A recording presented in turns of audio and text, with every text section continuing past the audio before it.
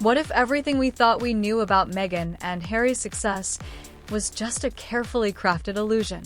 Behind the Netflix deals, the best-selling books, and those picture-perfect magazine covers, there's a storm quietly building, one that could expose the shocking truth about their empire. Could their rise to fame be hiding a financial web so tangled that even government investigators are starting to take notice? Stick around, because what's really going on behind the scenes might just change how you see the Sussexes forever. When Meghan and Harry walked away from the royal family, they sold the world a powerful image, two outsiders leaving behind privilege to start fresh. No royal funding, no safety net, just a young family determined to carve out their own path. At first, people admired the courage. The interviews with Oprah painted them as underdogs, taking on the most powerful monarchy in the world. But what happened next didn't look anything like a slow, hard-fought climb. Instead, it was as if fortune fell into their laps overnight.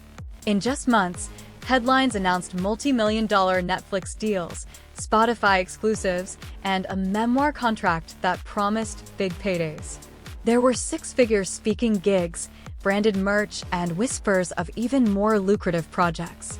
The sympathy they'd earned seemed to fuel a business empire faster than anyone expected. But that meteoric rise triggered a question no one could ignore.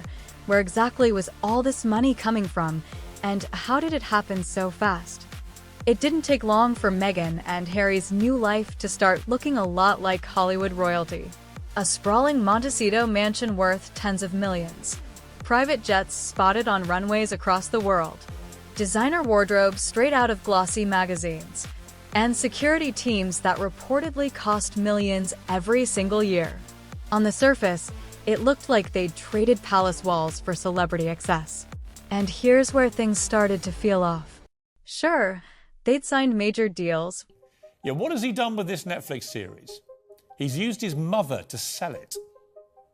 But could those deals alone really cover a lifestyle this extravagant? A Netflix series here, a Spotify podcast there, they pay well, but not endlessly. People started doing the math, and the numbers just didn't seem to add up.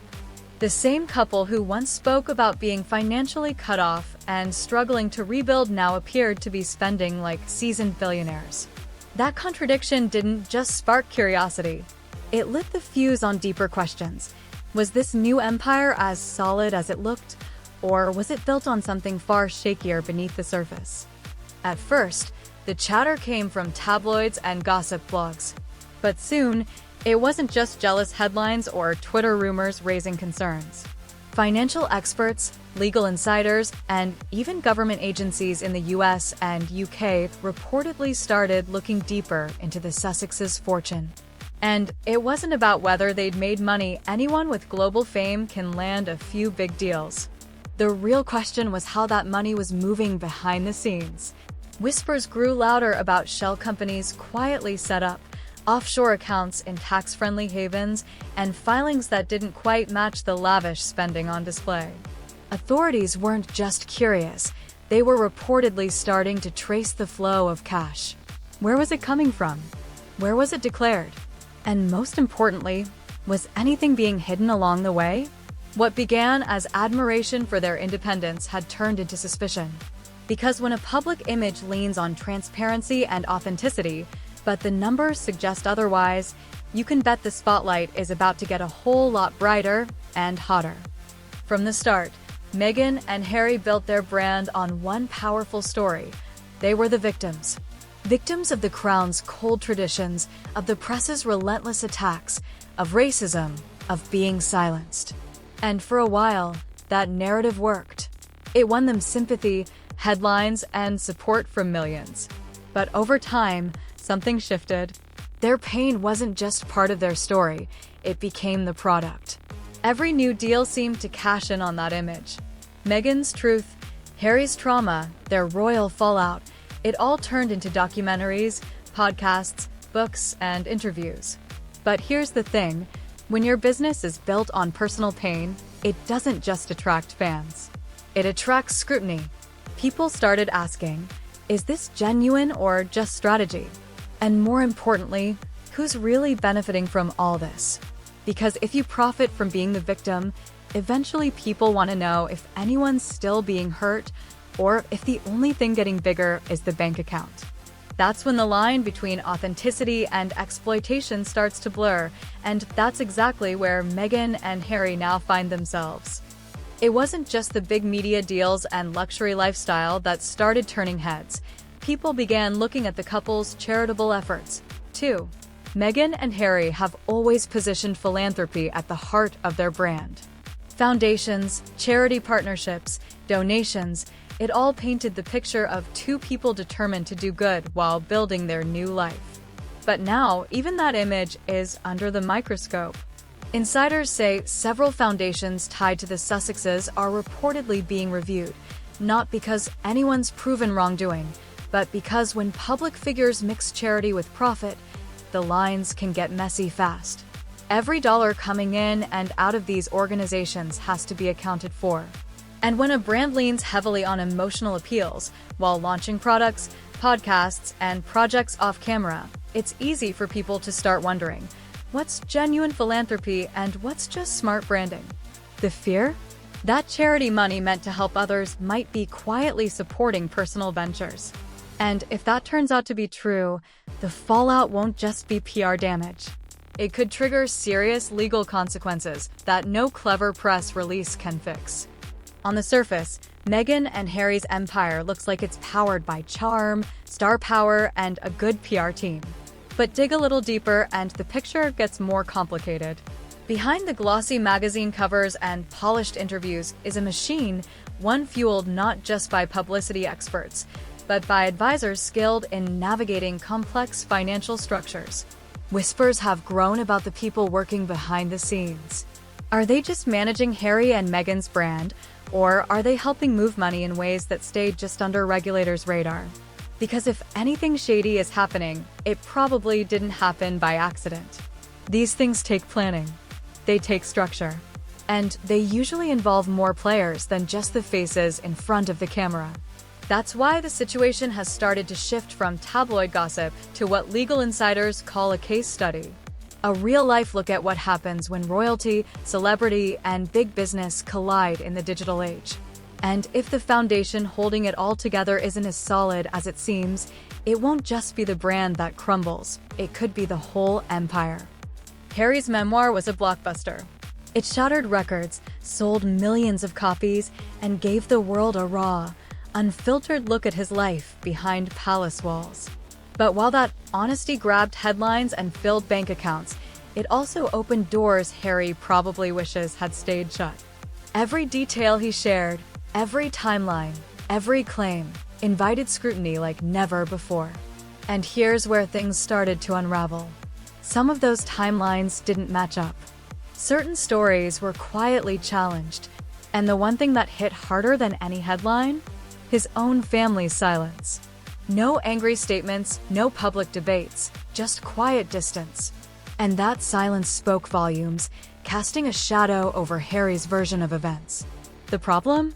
When you claim to be speaking your truth, people expect transparency not just in words, but in actions. And that's exactly what financial investigators are now demanding. They're no longer just interested in the interviews or the book sales, they want the paper trail.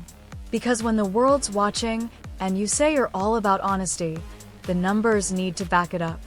And if they don't, that's when things can go from PR nightmare to full-blown legal disaster. What started as a curiosity about Meghan and Harry's wealth is now turning into something far more serious. According to insiders, legal teams on both sides of the Atlantic are preparing for what could become a full-scale investigation. We're not just talking about the odd tax audit or a couple of suspicious receipts.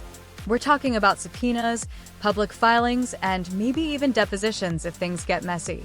Financial authorities aren't just watching their interviews anymore. They're watching their bank accounts. Every deal signed, every payment received, every charitable dollar moved around is reportedly being logged, tracked, and analyzed.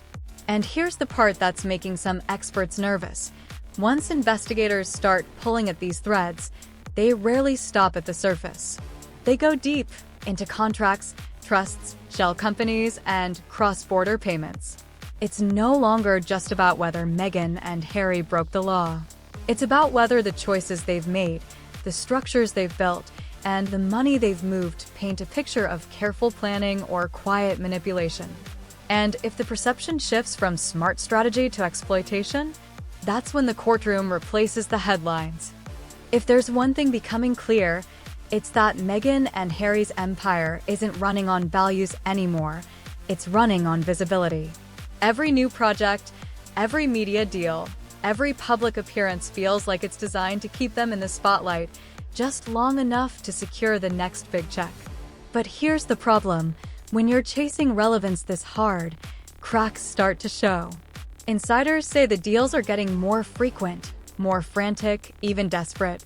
From lifestyle blogs to rumored cooking shows, wellness products to fashion collabs, Meghan in particular seems to be trying to launch a dozen ventures at once.